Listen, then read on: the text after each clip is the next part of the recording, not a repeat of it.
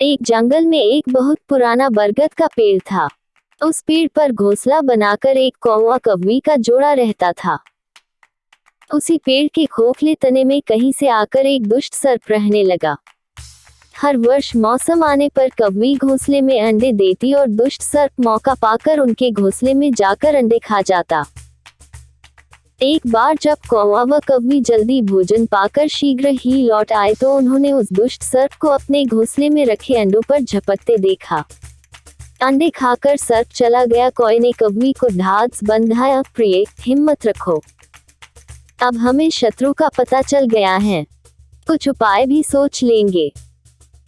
कौवे ने काफी सोचा विचारा और पहले वाले घोंसले को छोड़ उससे काफी ऊपर टहनी पर घोंसला बनाया और कौवी से कहा, यहाँ हमारे अंडे सुरक्षित रहेंगे। हमारा घोंसला पेड़ की चोटी के किनारे निकट है और ऊपर आसमान में चील मंडराती रहती हैं। चील सांप की बैरी है। दुष्ट सर्प यहाँ तक आने का साहस नहीं कर पाएगा। कौवे की बात मानकर कौवी ने नए घोंसले में अंडे दिए जिसमें अंडे सुरक्षित रहे और उनमें से बच्चे भी निकल आए। उधर सर्प उनका घोंसला खाली देखकर यह समझा कि उसके डर से कौवा कौवी शायद वहां से चले गए हैं, पर दुष्ट सर्प टोह लेता रहता था। उसने देखा कि कौवा कौवी उसी पेड़ से उड़ते हैं और लौटते भी वही हैं। उसे यह समझते देर नहीं लगी कि उन्होंने नया घोंसला उसी पेड़ पर ऊपर बना रखा है। एक दिन सर्प खो से निकला और उसने कौवे का नया घोंसला खोज लिया। घोंसले में कौवा दंपति के 3 नवजात शिशु थे। दुष्ट सर्प उन्हें एक एक करके घपाघप निगल गया और अपने खोह में लौटकर डकारे लेने लगा। कौवा व कौवी लौटे तो घोंसला खाली पाकर सन्न रह गए। घोंसले में हुई टूट फूट व नन्हे कौवे के कोमल पंख बिखरे देखकर वह सारा माजरा समझ गए। कौवी की छाती तो दुख से फटने लगी। कौवी बिलख उठी, तो क्या हर वर्ष मेरे बच्चे सांप का भोजन बनते रहेंगे? कौवा बोला, नहीं। यह माना कि हमारे सामने विकट समस्या है, पर यहाँ से भागना ही उसका हल नहीं है। विपत्ति के समय ही मित्र काम आते हैं। हमें लोमड़ी मित्र से सलाह लेनी चाहिए। दोनों तुरंत ही लोमड़ी के पास गए। लोमड़ी ने अपने मित्रों की दुख भरी कहानी सुनी। उसने कौवा तथा कौवी के आंसू पोंछे।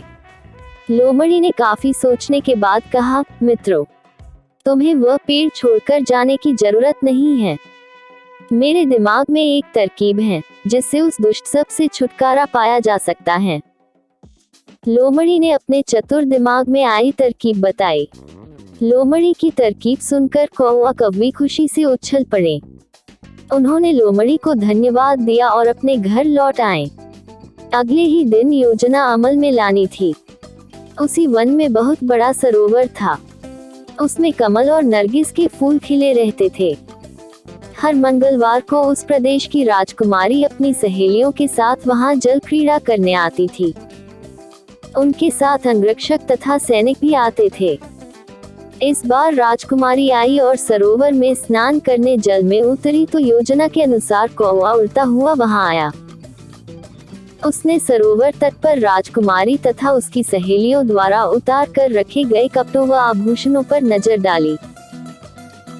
कपड़े के ऊपर राजकुमारी का प्रिय हीरे व मोतियों का विलक्षण हार रखा था। कौवी ने राजकुमारी तथा सहेलियों का ध्यान अपनी ओर आकर्षित करने के लिए कांव कांव का शोर मचाया। जब सबकी नजर उसकी ओर घूमी तो कौवा राजकुमारी का हार चोंच में दबाकर ऊपर उड़ गया। सभी सहेलियां चीखी, देखो देखो, वो राजकुमारी का हार उठाकर ले जा रहा है। सैनिकों ने ऊपर देखा तो सचमुच एक कौवा हार लेकर धीरे धीरे उड़ता जा रहा था। सैनिक उसी दिशा में दौड़ने लगे।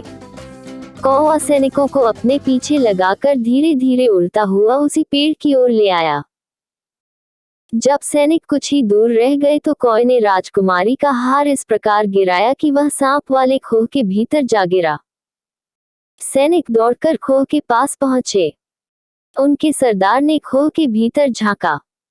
उसने वहां हार और उसके पास में ही एक काले सर्प को कुंडली मारे देखा। वह चिल्लाया, पीछे हटो, अंदर एक नाग है। सरदार ने खोह के भीतर भाला मारा। सर्प घायल हुआ और फुफकारता हुआ बाहर निकला।